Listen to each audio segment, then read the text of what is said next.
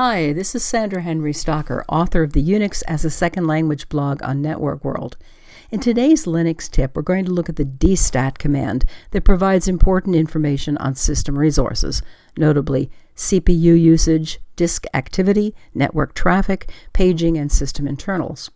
In this first command, I'm just going to type dstat and let it go. We do this, then every few seconds we get another line of information, and it will go on and on until we type Control-C.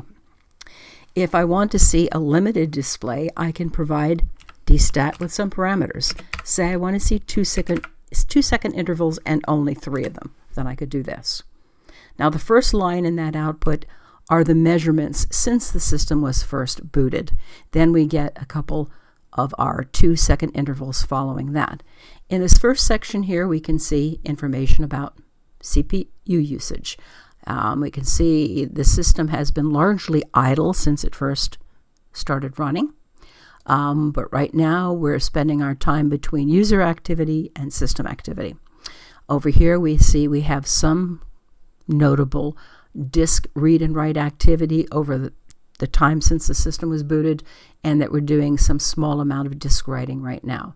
We can also see network traffic over here, what the packets that are sent and received. So we have a little bit of network activity going on as well. No paging, and we do have some system activity, interrupts, and context switches. This system is obviously not very busy. If our system has more than one CPU, you can view the activity of each CPU separately along with the combination of the two with a command like this.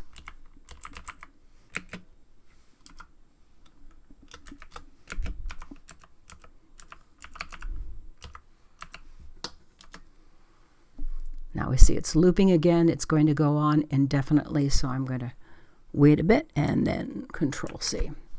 Okay, what do we have here? Here's system, the CPU 0.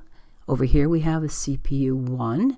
We see how much time each one of the CPUs is spending in user and system activity. Over the long run, both CPUs have been largely idle.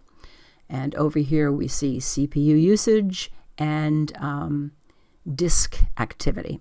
Now you notice over on the right here, we see all these greater than signs. What that means is that there's more information over there. And if we stretch out our screen and do the same thing again, we'll see that it has more to tell us.